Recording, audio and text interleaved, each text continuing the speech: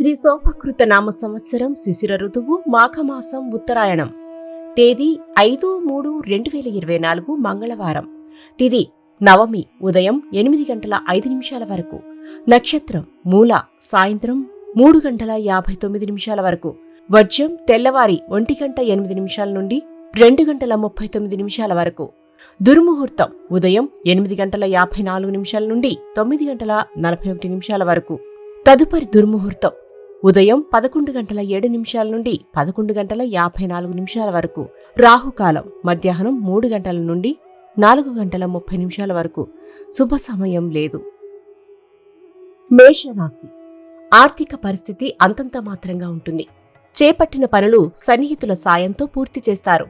ఆరోగ్యం, వాహనాల విషయంలో నిర్లక్ష్యం తగదు. సోదరుల నుంచి ధనలాభం. శ్రీ ఆంజనేయ స్వామివారి ఆలయంలో హనుమాన్ సింధూరంతో అర్చన జరిపించి నుదుటన ఈ బొట్టును ధరించండి.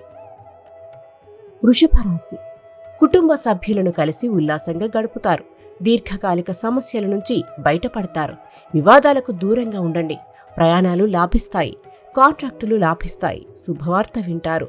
అరటి నార వత్తులతో అష్టమూలిక తైలంతో దీపారాధన చేయండి. మిథున రాశి. ఆర్థిక పరిస్థితి అంతంత మాత్రంగా ఉంటుంది. కొత్త కార్యక్రమాలకు శ్రీకారం చుడతారు. కీలక నిర్ణయాలు తీసుకుంటారు. సోదరుల నుంచి కీలక సమాచారం అందుకుంటారు. ఇంట్లో, వ్యాపార ప్రదేశాల్లో కప్పు సాంబ్రాణి దైవకం పొడితో ధూపం వెయ్యండి. నరదృష్టి తొలగిపోతుంది.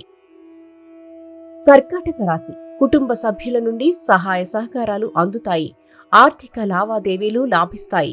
భాగస్వామ్య వ్యాపారాలు అభివృద్ధి సాధిస్తారు. అనుకోని అవకాశాలు లభిస్తాయి. అరటి నార వత్తులతో అష్టమూలిక తైలంతో దీపారాధన చేయండి. సింహరాశి.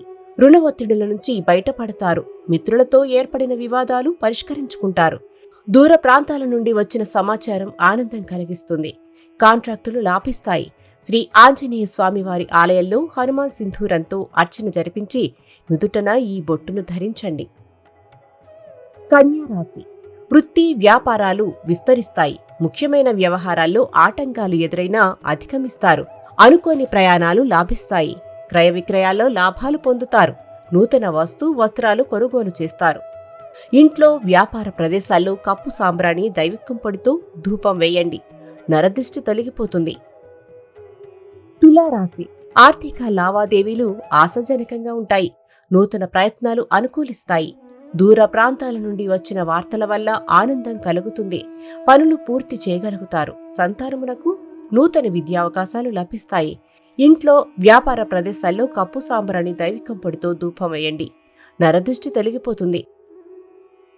వృశ్చిక రాశి. కుటుంబ సభ్యులతో ఏర్పడిన వివాదాలు పరిష్కరించుకుంటారు. వృత్తి, వ్యాపారాలలో స్వల్ప లాభాలు పొందుతారు. సంగీత సాహిత్యాలపై ఆసక్తి చూపుతారు. రాజకీయాల పట్ల ఆసక్తి చూపుతారు. ఒక వర్గానికి మీ మద్దతు తెలియచేస్తారు. ఇంట్లో, వ్యాపార ప్రదేశాల్లో కప్పు సాంబ్రాణి దైవికం పొడితో ధూపం వేయండి. నరదిష్టి తొలగిపోతుంది.